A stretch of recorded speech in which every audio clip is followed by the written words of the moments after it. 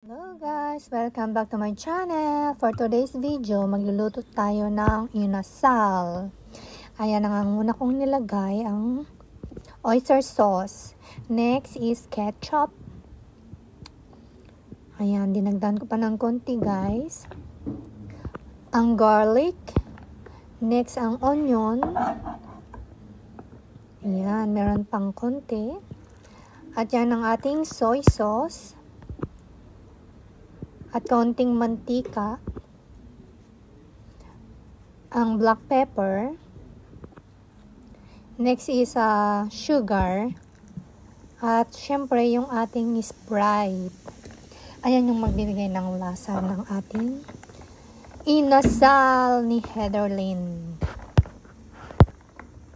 Bale, dito natin i-marinate yung ating chicken mamaya. Ang una ko munang ginawa yung ating pagmamarinadan. Ayan na yung chicken. I-mix ko na sila guys. Alam nyo ba, nasirang cellphone ko dahil lang dito sa manginasal na to. Hindi na nag-open yung cellphone ko. Ayan. Pwede na natin siyang ilagay muna sa ating fridge. Ayan, magluluto na tayo guys. Painitin muna natin yung ating mantika. At yan na nga yung ating minarinade na chicken. Ayan, mainit na yung ating mantika guys. Umpisahan na natin ang magprito ng inasal.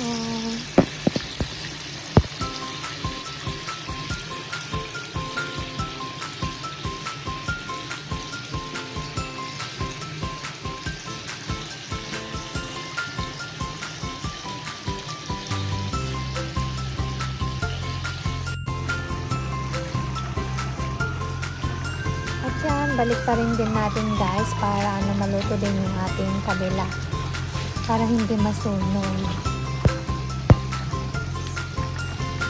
Ang recipe na to guys, napanood ko lang din to sa YouTube, yung mga pinapanood ko na mahilig magluto. Ang sabi nila lasang-lasa daw siya ng mang inasal. Kaya yun, syempre gustong-gusto ko ang inasal, di ginaya ko na lang din. Ayan, baliktarin natin ang ating mga chicken para maluto ng maayos. Ayan, malapit na.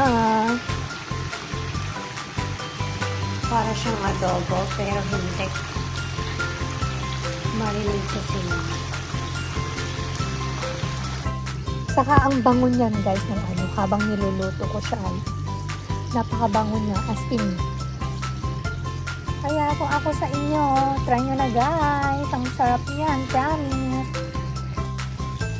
O yan, nag-brown na siya.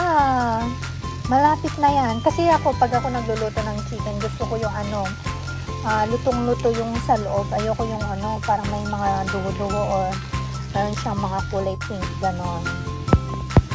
And thank you for watching. See you again next time. Bye!